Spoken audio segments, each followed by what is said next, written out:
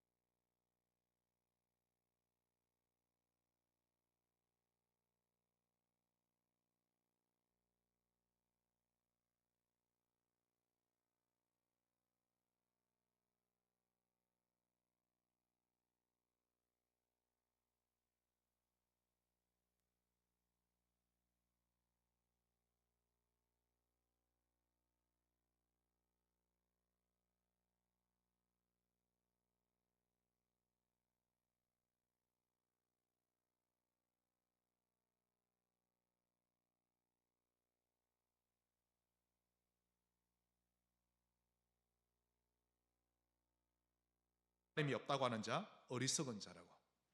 그래서 이런 사람은 근본적으로 틀어져 있는 사람입니다. 이런 사람은 뭐와 똑같은가 하면 나를 낳아준 부모는 없다, 나는 부모 없이 이 땅에 태어났다 라고 말하는 사람과 똑같죠. 근본적으로 잘못된 사람입니다. 이처럼 하나님은 없다라고 하는데요, 그러니 천지만물이 창조됐는데 그것을 도저히 인정할 수가 없으니 빅뱅 이론이니 진화론이니 그런 원리를 만들어내죠. 아직도 노아 홍수를 그 전설이라고 말하는 사람 많습니다. 노아 홍수, 또 수많은 하나님의 기적을 인정하지 못해서 별의별 억지 이론을 만들어내고 있죠. 그러나 그러면 그럴수록 더 꼬이기만 하는 것입니다. 특히 저는 모태신앙인데요, 제 친구들 가운데, 주변 사람 가운데 어릴 때는 그렇게 열심히 신앙생활 잘 하더니 나중에 커서는 고등학교 졸업하고 대학 들어가더니 세상물을 먹더니 타락하기 시작합니다.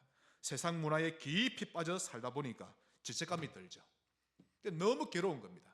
그러다가 결국 나중에는 하나님이 없다라고 주장하는 거 있죠. 사실 자기 속으로는 하나님은 살아계시다는 거 알고 있으면서도 억지 주장을 하는 것인데, 그래야 조금이라도 죄책감이 줄어들기 때문입니다. 또한 누가 하나님을 잊은 자입니까? 타락의 본능대로 사는 자입니다. 로마서 1장 28절로 29절. 또한 그들이 마음에 하나님 두기를 싫어하며, 자, 어디에 하나님 두기를 싫어합니까? 마음에. 좀 전에는 어리석은 자는 그의 마음에 이르기를 하나님이 없다, 또 타락한 자는 그의 마음에 하나님 두기를 싫어하며, 안 믿어지는 겁니다. 그래서 하나님께서 그들을 그 상실한 마음대로 내버려 두사에 줄을 거세요. 비참한 겁니다. 그래서 합당하지 못한 일을 하게 하셨으니 곧 모든 불의, 추악, 탐욕, 악의가 가득한 자요, 시기, 살인, 분쟁, 사기, 악독이 가득한 자요, 수군수군 하는 자요.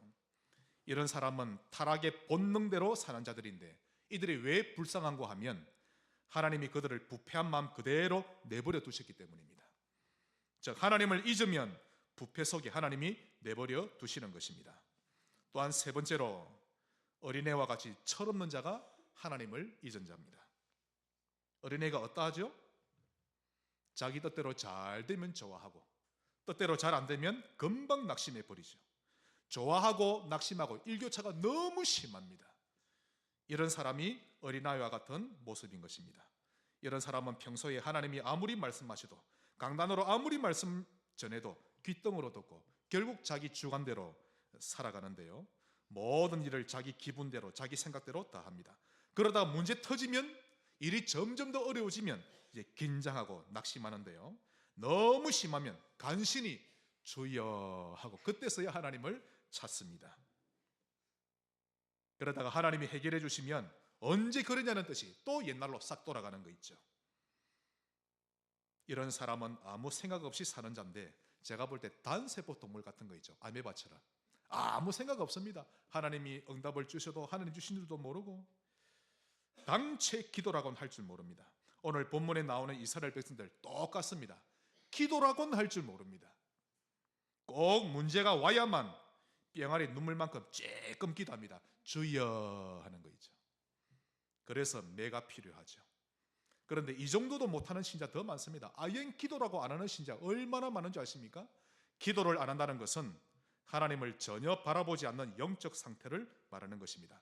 돈이 많은 사람은요, 자기도 모르게 돈을 의지하고 있습니다. 권력이 대단한 사람은 자기도 모르게 권력을 의지합니다. 지금 요즘 드라마에 나옵니까? 잘 모르겠는데 유튜브에 보니까 어떤 여자가 회사 사장입니다.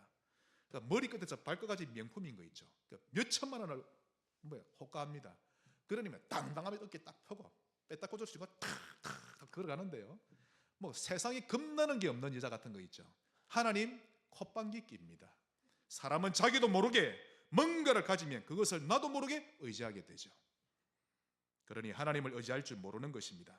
그런데 이것도 저것도 없는 사람은 급한 일이 생기면 자기를 도와줄 사람을 찾아다닙니다. 누가 나를 도와주지 않을까? 급전이 필요한데, 지금 형편이 너무 어려운데 도와줄 사람만 찾는데요, 하나님은 바라보지 않고 사람만 바라보는 것입니다.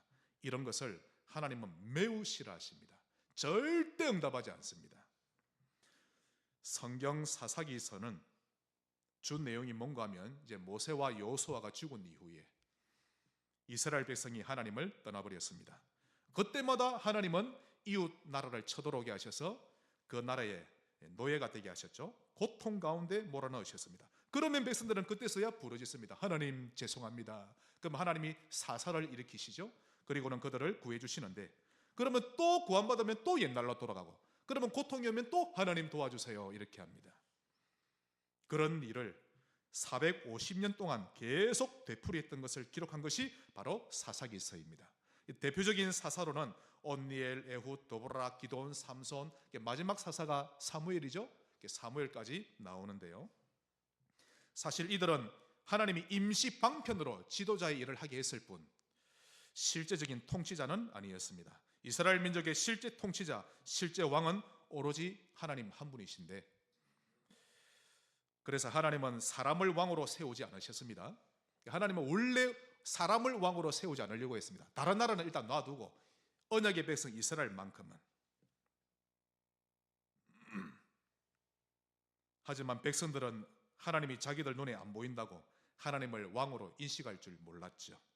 그래서 늘 문제만 오면 불안해했고 인식하지 못하고 또 안심하지 못했는데요. 오로지 눈에 보이는 사람이 왕으로 있어야만 안심했던 것입니다. 그래서 틈만 나면 눈에 보이는 우상 만들고 그걸 가져다 놓을 신당도 만들고 주기적으로 그 앞에 가서 제사 지내고 우상 숭배하고 그랬던 것입니다.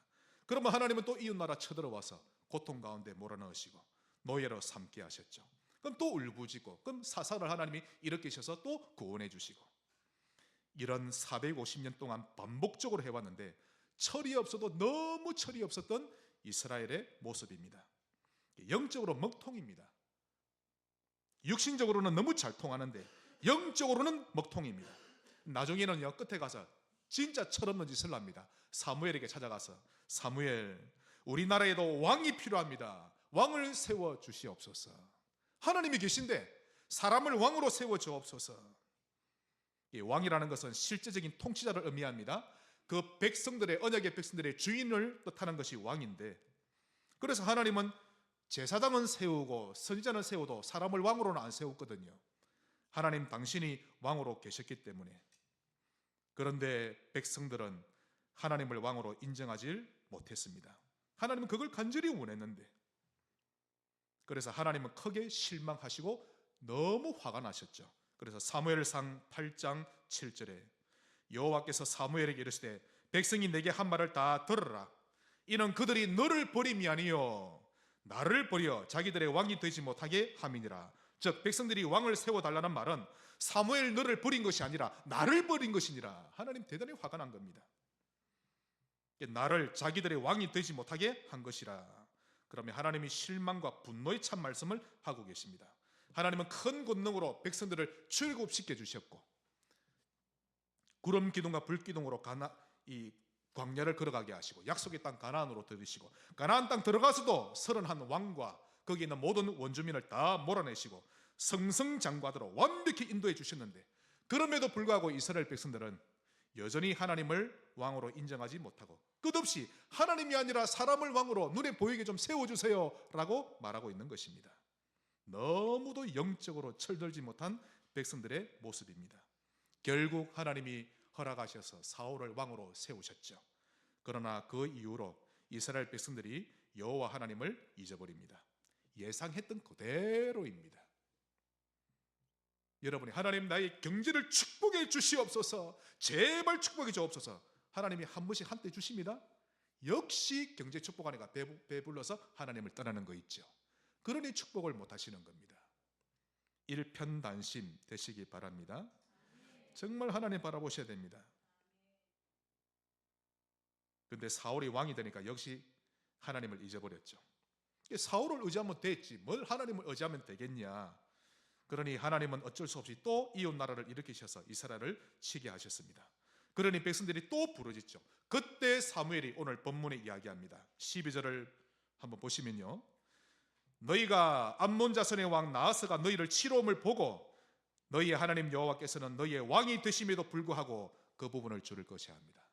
하나님이 너희의 왕이 되심에도 불구하고, 너희 가정의 호주가 되심에도 불구하고, 너희의 인생의 주인이 되심에도 불구하고 너희가 내게 이르기를 아니라 우리를 다스릴 왕이 있어야 하겠다 하였도다. 이만큼 하나님을 왕으로 모시지 않고 다른 것을 의지하면 하나님이 매우 싫어하십니다. 지금 사무엘은 사람은 어떻게 살아야 하는가에 대한 본질적인 부분을 지금 강조하고 있죠. 즉 사무엘의 말은요, 사람은 여호와 하나님의 목소리를 듣고 여호와 하나님의 음성을 들어야 하고, 너희를 다스리는 저 사울 왕도 하나님을 따라가야 하고, 너희 백성도 여호와를 따라가야 한다라고 외치고 있는 것입니다. 하나님은 우리가 삼위 하나님을 왕으로 섬기기를 원하십니다. 언제나 어디서나 하나님을 우리의 왕으로, 우리의 통치자로 인정하며 섬기기를 하나님은 원하십니다. 그리할 때 여러분의 영적인 전쟁 그치게 될 것입니다. 그러므로 사람을 의지하지 마세요. 그거 인본주의입니다. 주어진 환경만 탓하며 살지 마세요. 그것도 염세주의라고 하는 지름길입니다. 뭐 인생이 이래, 세상 살맛 안 나, 딱 염세주의가 됩니다. 하나님만 바라보며 사는 것입니다. 큰 두 번째로, 그럼 어떻게 하면 되겠습니까?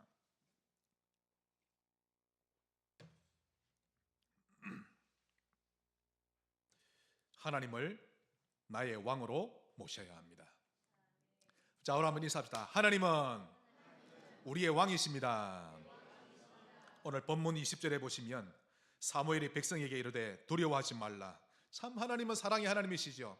끝까지 불신앙함에도 불구하고 하나님은 끝까지 또 인도하십니다.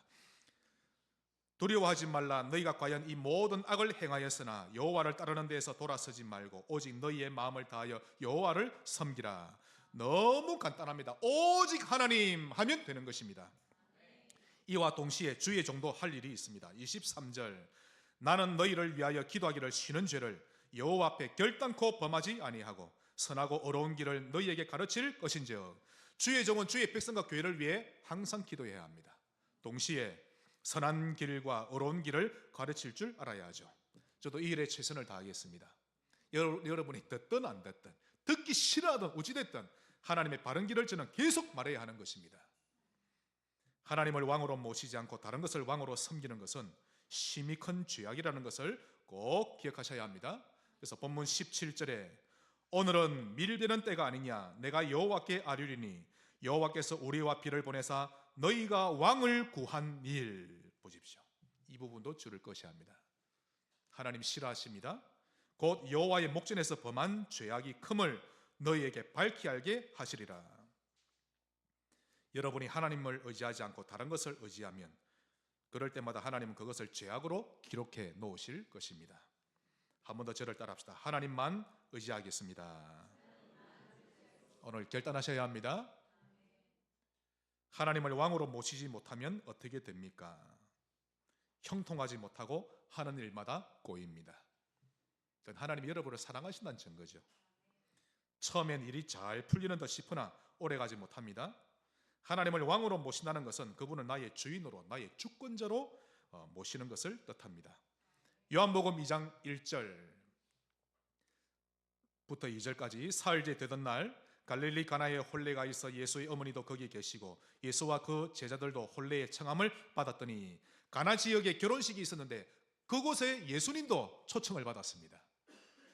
하지만 손님으로 초청받으셨을 뿐이었죠.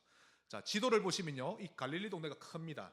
여기 예수님이 어릴 적 자라셨던 나사렛이 있으면 그 바로 위에 가나라는 동네가 있는데요, 예수님이 자라셨던 나사렛은 예수님을 좀 안 좋아했습니다. 왜냐하면 잘 아니까 자기가 뭔데 선지자 노릇하느냐면서 예수님을 핍박했죠. 그 영향을 받아서 가나라는 동네도 예수님을 안 좋아하는 동네입니다. 그러니 예수님을 초대하기는 해야 되겠는데 달갑지 않은 손님으로 맞이했던 것입니다. 마침 그곳에 포도주가 떨어졌는데 이것은 유대 혼례식에 있어서 손님에 대한 큰 수치요 결례가 되는 일입니다. 그래서 주인이 어찌해야 될지를 모르고 있을 때, 그때 예수의 어머니 마리아가 예수님께 말합니다. 이 문제를 해결해 달라 부탁이 오죠.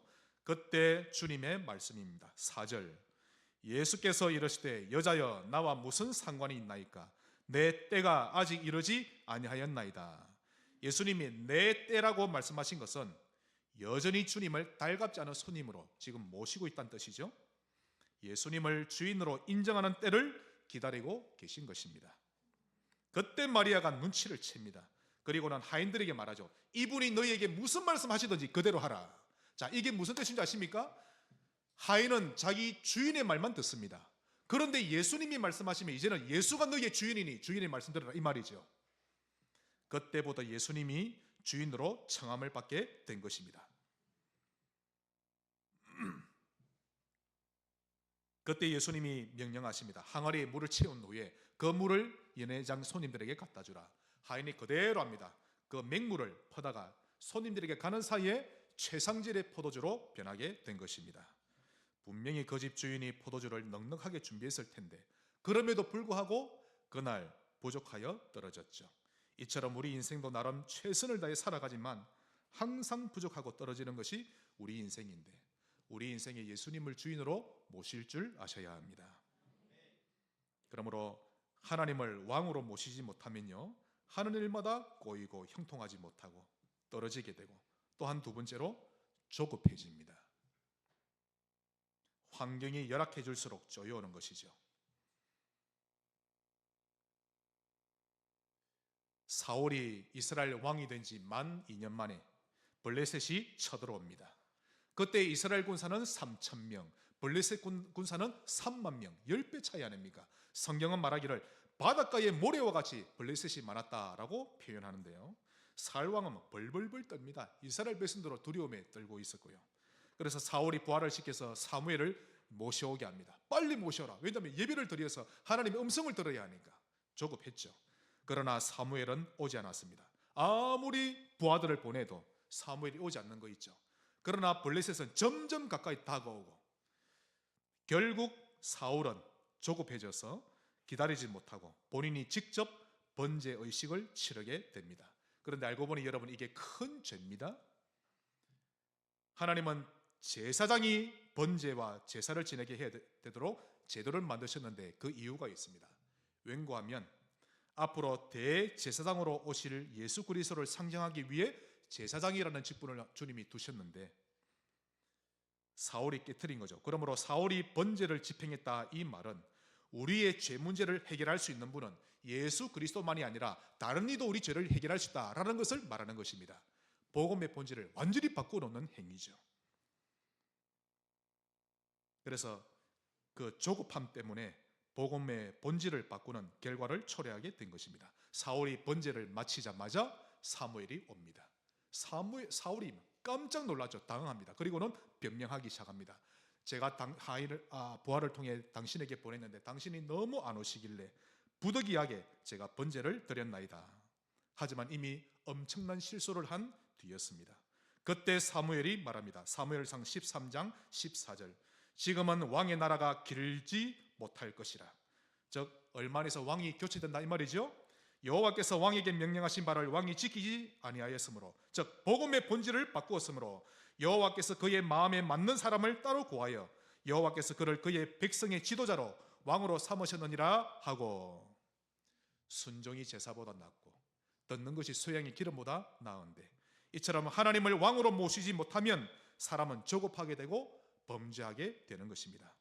그러므로 여러분이 조급해질 때 그때가 하나님을 여러분의 왕으로 모셔드릴 때임을 꼭 기억하시길 바랍니다. 마지막 큰 세 번째로 이 시대를 향한 하나님의 외침입니다.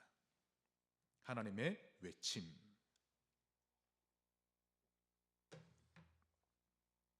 여러분 잘 아시죠?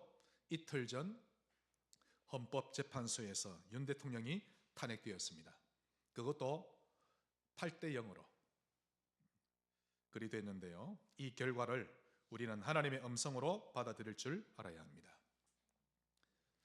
그것은 하나님이 그동안 벼르고 벼르다 그렇게 하신 것입니다. 교회와 성도들을 향해 기다리고 기다리다 그런 결정을 하신 것인데 아무리 주의 종을 통해서 경고하고 호통을 쳐도 주의 백성들이 끝내 돌이키질 않았기 때문에 그런 것입니다. 앞으로 어떤 일이 일어나는지 모르겠습니다만은 짐작하기로 박해 시대가 곧 올 것입니다. 법을 이용해서 교회가 순수 복음을 말하지 못하는 시대가 올 것이요 제2의 색다른 일제 박해 시대가 올 것이고 제2의 또 다른 공산주의 박해 시대가 올 것입니다. 그래 되면 대번에 구분됩니다. 양과 염소로 구분되고 알곡과 가라지로 구분될 겁니다. 하나님은 윤 대통령을 탄핵하시면서까지 교회를 향해 무엇을 외치고 계시는지 그 음성에 귀를 기울여야 합니다. 첫 번째로 주의 백성들아 삶 중심을 회복하라 입니다. 할렐루야. 하나님의 음성으로 들으셔야 합니다. 무슨 일이 있어도 하나님 중심, 성경 중심, 교회 중심으로 사세요. 이걸 하나님이 외치고 계시는 것입니다. 무슨 일을 하든지 나 중심으로 하면 안 된다고 주님이 외치고 계십니다. 나 중심을 고집피우고 있었으니, 나 중심을 계속 고집피워 왔기 때문에 이번에 하나님이 매를 대신 것입니다. 신앙생활 하다가 기분 나쁜 소리 조금만 들어도 예배 자리에 안 나오고, 환경이 조금만 열악해도 금세 낙심해버리고, 나하고 뜻이 안 맞으면 주의 직분을 맡았음에도 불구하고 손 놓아버리고, 이런 나 중심을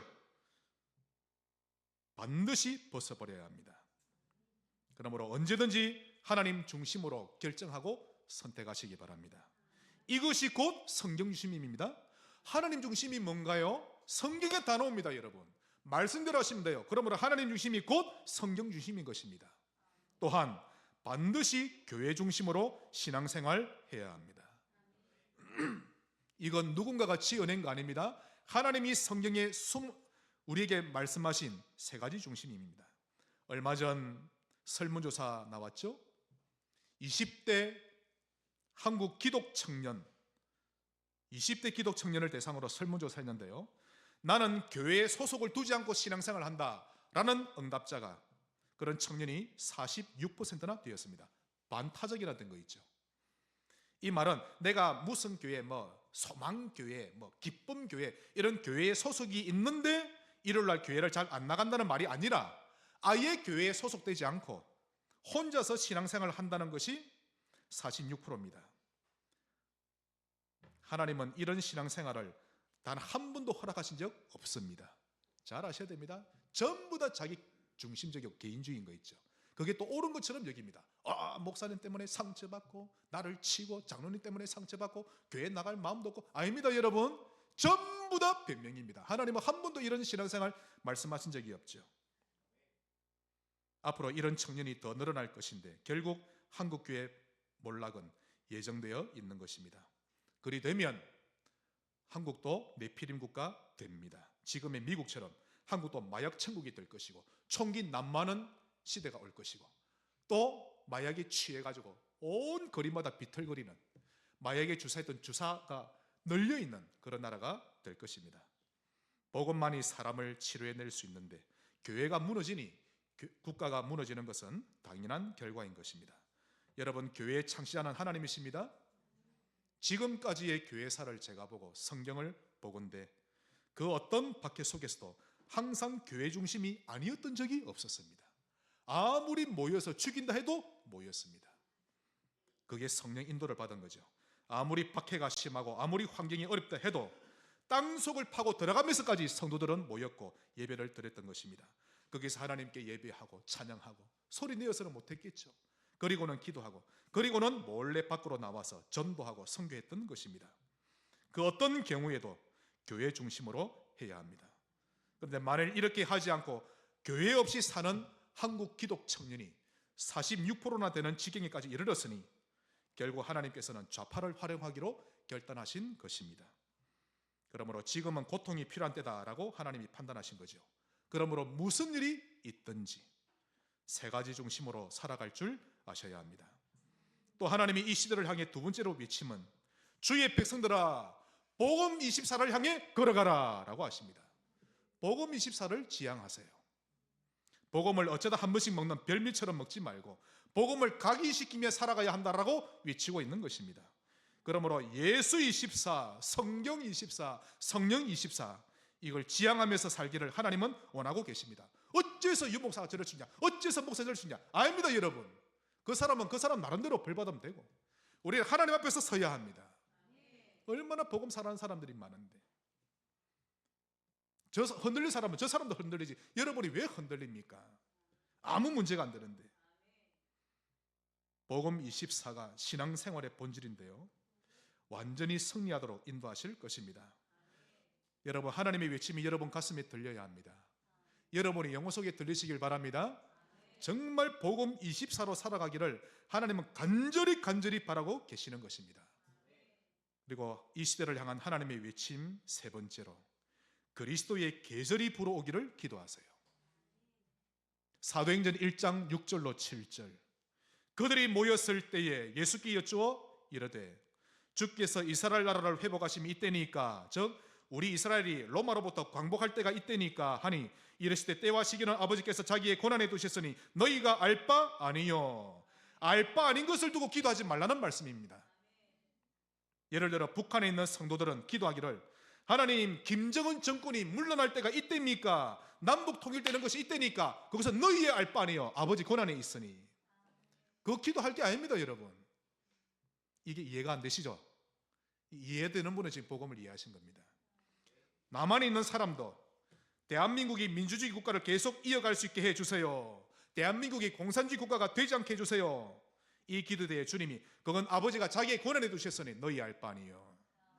그럼 우리는 무엇을 기도해야 됩니까? 우리가 알 바는 무엇입니까?